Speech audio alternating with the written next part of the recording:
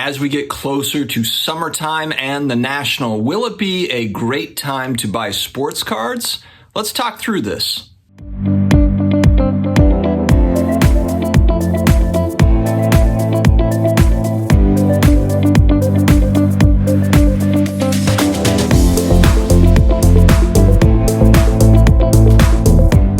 Hello to all my sports card collectors, investors, all my collectibles friends. How are you doing? I hope that it has been a great week for you. We are back again with another episode. If you're new here, please hit that subscribe button, the like button if you like what you hear, and then a little tappity tap on the notification bell so that you are notified every time a new video comes out. And they are almost daily sports cards, collectible stuff. Also on IG at SportsCardDad, as well as Twitter, the Sports Card Dad. All right, guys, I was contemplating this as I've been kind of thinking about my buying strategy over the next few months and through the rest of 2022, trying to piece this together, but I've got a theory and I'll run it by you. You tell me in the comments if you think this is good, bad, and different. I've heard all sorts of different thoughts on this, but as we approach the National, which will come up at the end of July, and the title of the video is the National going to be a good buying opportunity for cards? It's really just this time frame. So the National, of course, being kind of the Super Bowl of sports card shows coming up in Atlantic City. It's a great time for everybody to get together. Of course, a lot of transactions happen over that week, that weekend, and so it's kind of it's a landmark in the future that we can kind of look at. But I would just say that time frame in general, and the reason why I say that is because I'm basing a lot of my thought on the backlog at PSA, BGS, and CSG. SGC doesn't have much of a backlog. They're staying on top of it pretty well. But I'm really talking mostly about the PSA and the BGS backlogs. We know that PSA has millions of cards still in their backlog.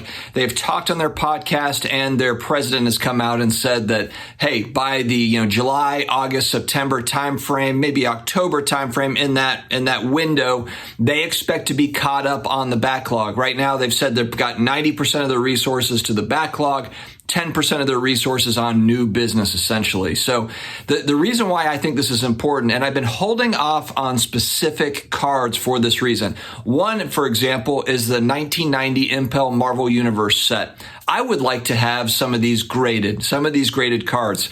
This is a junk wax era set to where there was a ton of it produced. And so when I look at the low populations on PSA, I'm not really confident in it. And this is more of kind of a long-term PC type hold for me. And so I'm not in a big rush. I'm not looking to flip the cards. And so for me, I'm just going to be patient, and I want to wait and see what that supply looks like as this backlog gets trickled down. It very well may be that there is still a fairly low pop on it just because not much of it was sent in, or that population could be triple, quadruple, 10x what it is now. We just don't know what that is. But that moving variable, I don't like it. I don't want to go in and buy now when there's 4, 5, 6 million cards in the backlog at PSA, not to mention maybe a million. Let's just throw out a number for BGS. They've probably got a substantial backlog as well. And so, I want to wait and see what that supply looks like if I'm not in a big hurry for it. If I'm not in a hurry to kind of get it and resell it,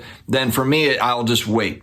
And this can go for a lot of sets. And I think that, a lot of people think that, there's a lot of vintage stuff that's already come back, or they're, 80s and 90s cards. They've already sent those back. And I'm just not convinced. And I don't like the not knowing part. So with supply, we never really know. We don't know. But the elephant in the room is that we really don't know, because there's millions of cards sitting at the grading companies, let alone all the raw cards that are still in existence that are in binders that people are just not really grading right now or have no intention of grading. But if I'm going to go out and buy graded cards of particular sets that were somewhat mass produced, but great rookie cards within those sets or whatever, then I'm just being a little bit more patient until we get to the end of this backlog. Then I feel like I've got a really good picture. Granted, there will still be other cards coming and hitting those population reports down the line, but in reality, PSA, SGC, BGS, they've graded a lot of cards over the last 20, 25 years, but most of those cards have happened in the last 2 years, 2.5. The majority of their business is wrapped up in this small time frame in the grand scheme of things. We're talking of a huge chunk percentage of their overall lifetime business has happened over the last two to 3 years, with a lot of it still at those companies. And so that's why I am going to just hold. And that's why I say, the National could be a really interesting time for certain cards that I want. I'll throw out an example. An 86 Fleer sticker Michael Jordan rookie card. If you watch my channel, you know it's been on the list. I want that card. It's from my childhood. Nostalgic card. Is it a rare card? Not really. Is it rare in higher grades? Yes, it can get, that's where you kind of get the scarcity. Once you get into 8s and 9s and especially 10s, then you're talking about, higher price points. But my thing is there are still those hanging out there. I still want to see how many of those, just because that is a fairly common set. And I know 86 Fleer, people are going to say, oh, that's a legendary set. It's iconic. And it is, but it was mass produced in comparison to other sets. And they're not numbered cards. Michael Jordan rookie cards, fairly common. It's just not common in the higher grades. And so that's where I just want to get to the end of this huge run on grading these cards, this backlog, and then I will make plays on those types of cards. Right now, more of my plays are numbered cards or parallels that I know are fairly scarce. I've looked at pack odds, etc. That's the stuff I'm really working on now. And I've talked in other videos, I think just because there's been such a slowdown of buying raw to grade, I think over the last 6 months, 9 months, it's been a good time to buy raw cards, good quality raw cards from people that are just like, I don't know if I want to wait on PSA to reopen back up at a $20 price point. I'm just going to sell it raw. And so, a lot of it was, I would always hear in the comments, don't buy raw cards because you know what? They've already been looked over on eBay and they've already established that there's a problem with that card. And I don't think over the last 6 months, 9 months, people have necessarily cared about that quality or put them aside. They might not have had the patience or been able to do it because they need to move that capital into something else. They want to keep the velocity going, as you hear talked about all the time. And so with a little bit of patience, I think there's been some really nice raw cards over the last 6 to 9 months that have been available, and that's really been my focus. Less on graded cards now and more on raw cards. Now, not necessarily buying raw vintage cards, just because I'm not confident looking at something online and being able to see, has this been trimmed, altered?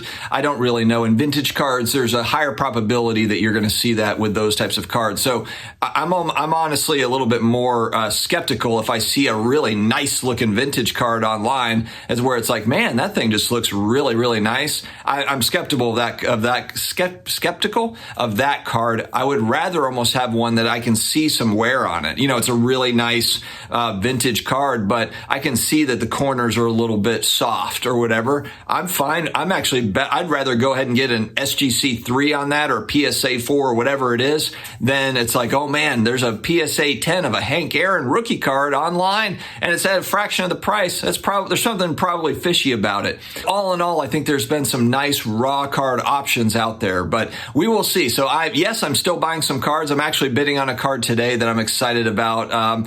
Semi-vintage baseball card that I hope that I can get it. I'll share it if I get it because I don't buy a lot of baseball, but this is one I really want to add to my collection. So I'll keep you posted. But guys, let me know your thoughts as we kind of move through the back half of this year. This kind of goes against, I've heard a lot of people say like, oh man, the market's going to completely fall apart, once we hit summertime, because summertime is already kind of slowish for cards. Then the National kind of brings it, like ramps it back up. You've got football preseason. Everyone's excited about quarterbacks going into the National. There's kind of some excitement as we head into kind of that holiday season. But I just think that once we get through these backlogs, it gives a more of a picture on this graded supply. And for me, that'll be where I make decisions of like, okay, they've run through the 10 million cards in the backlog, and now we've got a pretty good picture. We've seen like, okay, I think a lot of people over the last 2 years, they went to the attic. They pulled out a lot of these cards to send into grade. Not to say that there's not more supply out there, but I think we've run through a lot of supply that's out there. It gives me a better picture, and then price points will reflect it. Because of course, once these cards come back, they get pushed out into the market. The supply hits the market. The prices go down. There's some sort of a leveling that goes on. So this back half of the year is going to be really fun. I think if you are looking at buying into cards, I think it's going to be a good time. Not to say there's not good opportunities now, but the back half of the year I think is going to be pretty cool. Anyway, guys, let me know your thoughts in the comments. Have an amazing rest of your day. Stay healthy, Stay awesome, and I will talk to you again later.